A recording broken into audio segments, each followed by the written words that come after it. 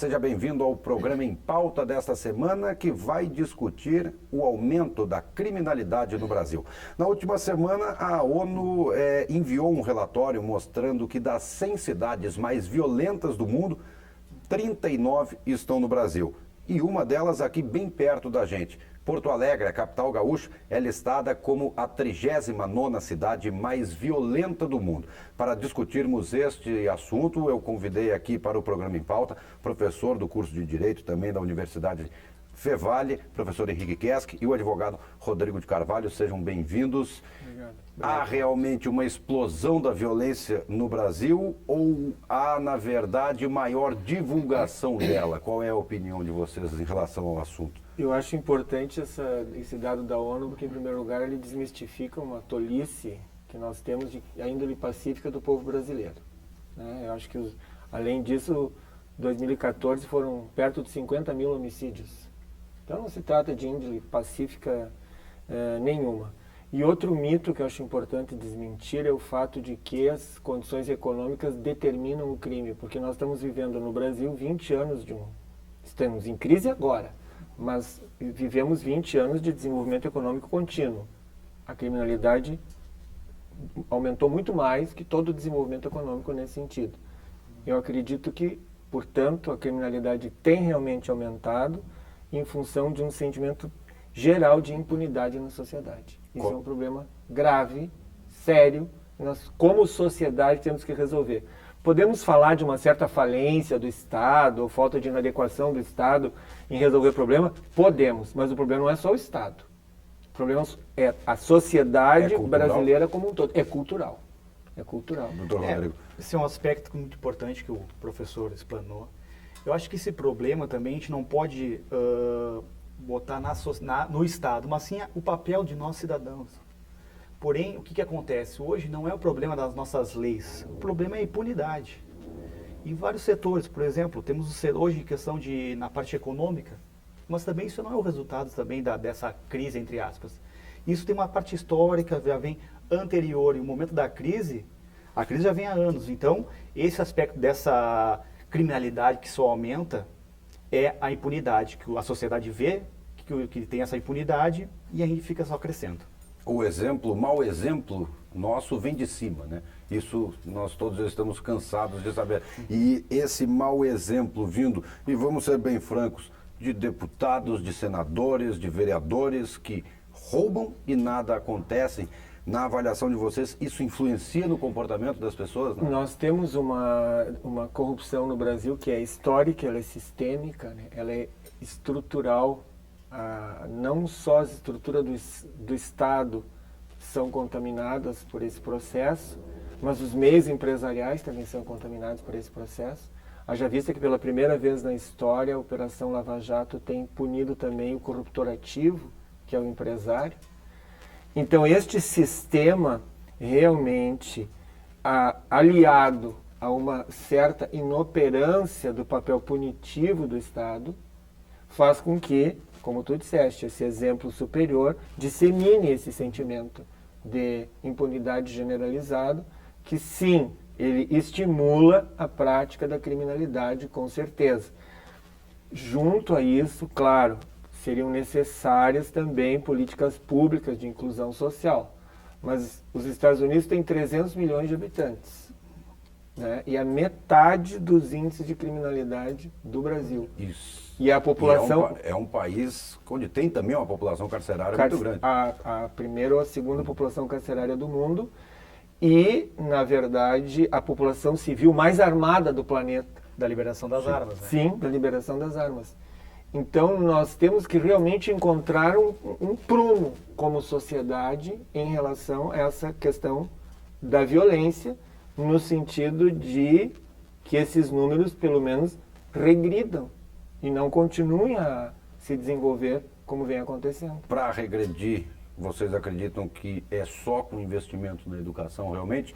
Ou, de repente, perguntar até para ti, Rodrigo, o cumprimento realmente das leis? Porque como a gente conversava até antes do programa ir ao ar, O problema não são as leis brasileiras, as leis são ótimas, Sim. muito bem redigidas e definidas. O problema é que não há cumprimento dessas leis em diversos casos envolvendo situações de criminalidade. Hoje o nosso Código Penal, processo penal, ele é farto, ele tem várias opções, tanto né, na questão de protelar um processo, ou seja, deixar entre aspas, o delinquente na rua, porque tem os embargos, tem aquela questão toda de progressão de regime, enfim.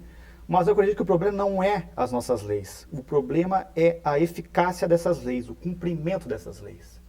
Então, como o professor falou anteriormente, acho que é de grande valia a questão da grande população carcerária. Hoje isso aí é o grande problema. Como tu falou anteriormente, Porto Alegre, o crime em Porto Alegre está muito alto. 39ª cidade mais violenta do mundo. Então, observamos anteriormente na mídia, o Presídio Central. A grande população, tem muita gente lá, superlotado. O que acontece? Delegados fazendo os autos de apreensão e dizendo, tem que soltar, não tem como deixar aqui dentro. O que acontece, entre aspas, a pessoa, entre aspas, ladrão de galinha, que vai para o Presídio Central, sai traficante. E aí vem aquele ponto do crime organizado dentro do presídio que a gente conversou anteriormente. Sim, o crime organizado se estrutura dentro do próprio sistema penitenciário. Sim, os nossos presídios penitenciários, na verdade, o que se discute, o que se fala é que aquilo você faz um segundo grau, uma universidade, do uma crime, pós, do crime, um mestrado do crime. e um doutorado lá dentro. Do crime. E a resposta, sim, eu acho correto a longo prazo investir em educação.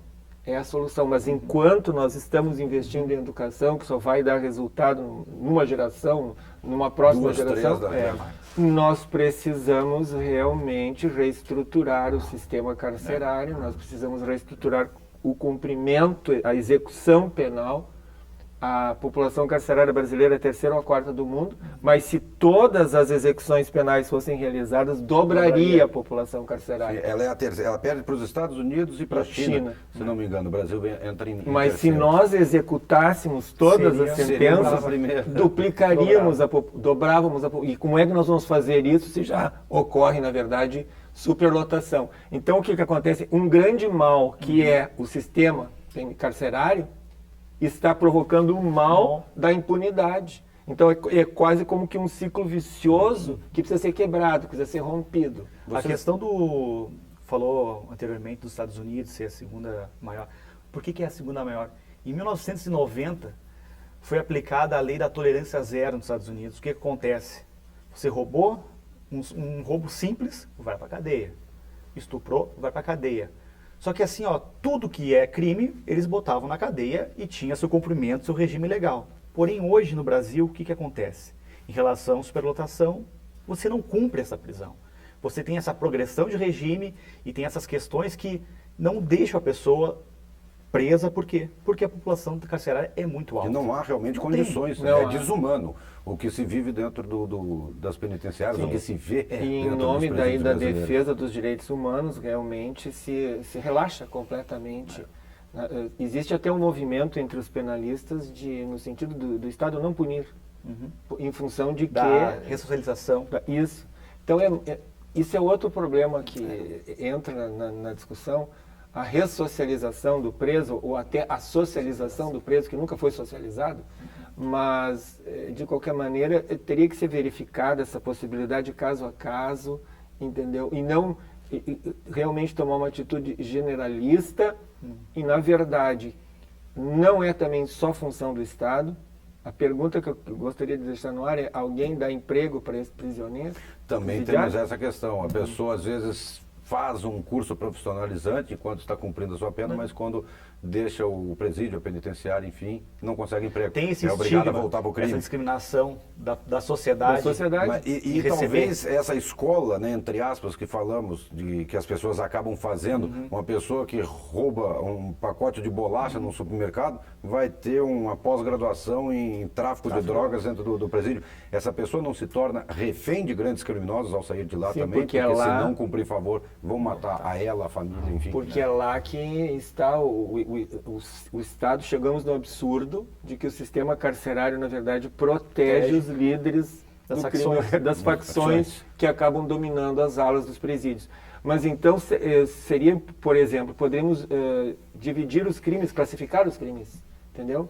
não colocar todos os criminosos juntos no mesmo sistema. O que já é feito, por exemplo, com estupradores, que são em alas separadas, porque sabem que vão ser mortos. Vão ser mortos. Pela maneira que foi feita essa seleção, entre aspas. Somente a morte faz a separação. Por exemplo, o estuprador não fica junto com o restante, entendeu? Então, é uma seleção natural, uma ordem interna dos presídios que faz essa separação. Porém, tinha que ter feito o quê? Deveria ser do Estado, pela uma política de separação e a longo prazo uma educação. Então é um período muito longo e nós temos que observar o quê? Uma forma mais eficaz de aplicar essas leis. O povo hoje vê que as leis não são cumpridas. Além de não serem cumpridas, eu pergunto também a vocês, as leis deveriam ser mais rígidas, punir mais severamente os criminosos e não deixar a pessoa, por exemplo, uma pessoa que mata, ele pode sair, eu não sei quantos anos, são 9 anos, se não me engano, a mínimo, né? Parte de 9 anos, mas dependendo do bom comportamento, se não tem antecedente, entra uma série de coisas, essa pessoa às vezes em 2 anos e meio está solta de novo. Não deveriam ter leis mais rígidas no país? Eu queria retomar só rapidamente para não perder o argumento. Muitas vezes o Estado tem verba para construir presídios e os municípios não querem. Então tem um problema aqui também. Vai dar problema. A comunidade não quer, o prefeito não quer. Em relação à tua pergunta, quando da comissão instituída para reformular o Código Penal, houve consulta popular, certo? E o povo brasileiro, na verdade, mostrou que quer punição.